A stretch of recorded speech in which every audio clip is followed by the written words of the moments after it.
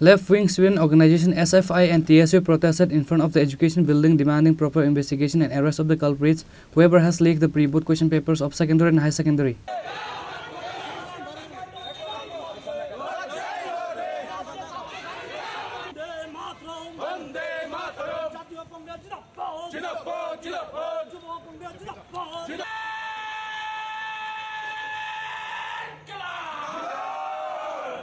Recently, the pre-vote question papers of secondary and high secondary were leaked, due to which the exam was postponed.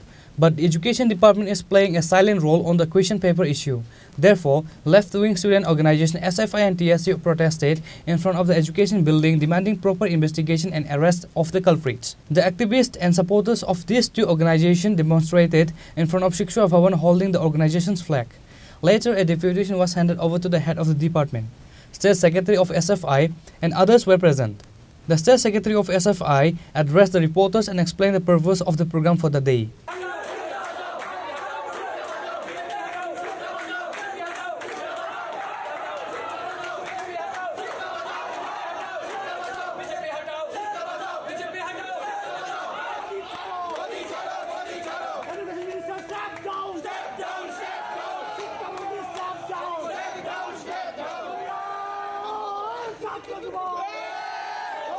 রাজ্যে মাধ্যমিক এবং উচ্চ মাধ্যমিকে যে pre board পরীক্ষা হওয়ার কথা ছিল তার আগে বাংলা প্রশ্নপত্র ফাঁস হয়ে গিয়েছে এবং এই যে প্রশ্নপত্র ফাঁস হয়ে গেছে তার সঙ্গে জড়িত শিক্ষা দপ্তরের আমরা মনে করি একাংশ যারা কর্মচারী আছেন বা যারা দায়িত্বে আছেন। কারণ এই আগের যিনি শিক্ষা দপ্তরের দায়িত্ব পালন করেছেন রতন নাথ, উনি যখন এই রাজ্যে শিক্ষামন্ত্রী ছিলেন তখন তিনি গোটা রাজ্য জুড়ে একটা কেন্দ্রীয়ভাবে যে প্রি বোর্ড পরীক্ষার যে প্রশ্নপত্র করার যে একটা প্রসেসিং তৈরি করেছিলেন তখনই আমরা সন্দেহ করেছিলাম যে এর সঙ্গে একটা আর্থিক লেনদেন আছে। আজকে যখন এই ছাত্রছাত্রীরা একটা প্রিপারেশন নেওয়ার পর যখন পরীক্ষা দিতে যাবে তার ঠিক আগ মুহূর্তে এক শ্রেণীর বিদ্যা ব্যবসায়ী, কারণ গত 6 বছর ধরে এই রাজ্যে বিজেপি সরকারের শাসনকালে এই রাজ্যে কোনো শিক্ষা ব্যবস্থা নেই। এই রাজ্যে শিক্ষা ব্যবস্থাটা হয়েছে একটা বিদ্যা ব্যবসা। এই বিদ্যা ব্যবসায়ীরা প্রশ্নপত্র ফাঁস করে দিয়েছে, ছাত্রছাত্রীদের ভবিষ্যৎ নিয়ে তারা ছিনিমিনি খেলছে। তাই আজকে যুব কংগ্রেস আমরা রাজ্যের শিক্ষা দপ্তরের কাছে ঘেরাও করে রেখেছি, কারণ এই প্রশ্নপত্র ফাঁস হওয়ার পর এখনো পর্যন্ত প্রাথমিকভাবে কাউকে জিজ্ঞাসাবাদ করতে পারেনি রাজ্যের শিক্ষা দপ্তর। যেই সরকার স্বচ্ছতার দাবি করে, যেই শিক্ষামন্ত্রী স্বচ্ছ শিক্ষানীতির দাবি করে, যেই সরকার গোটা দেশের মধ্যে যে ত্রিপুরার শিক্ষা ব্যবস্থা নাকি মডেল শিক্ষা ব্যবস্থা, এটাই হচ্ছে শিক্ষা ব্যবস্থা, তাদের মডেল ব্যবস্থা। যে প্রশ্নপত্র ফাঁস হয়ে যাচ্ছে এখনো পর্যন্ত অপরাধীকে খুঁজে বের করতে পারছে না।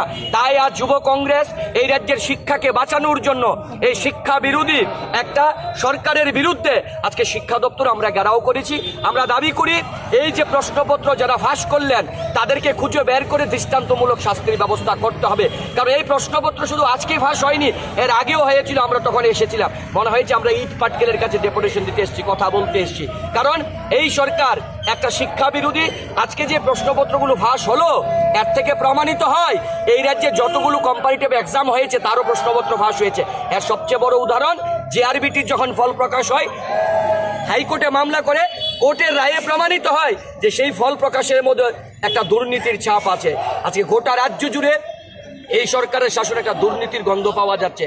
আজকে আমরা একটা দায়িত্বশীল যুব সংগঠন আমরা এখানে এসেছি এই দোষীদের খুঁজে বের করে দৃষ্টান্তমূলক শাস্তির ব্যবস্থা করতে হবে এবং আগামী পরীক্ষা যে বাকি যে পরীক্ষাগুলো আছে এই পরীক্ষাগুলো যাতে ছাত্রছাত্রীদের কোনো মানসিক চাপ না থাকে সেইভাবে তাদের পরীক্ষার ব্যবস্থা করতে হবে।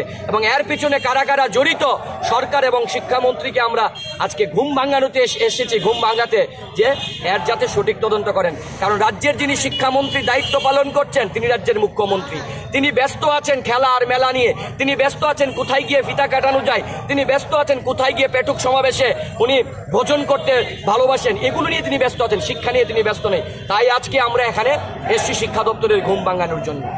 Reported by Pranav from Agartala, Chini Khorang.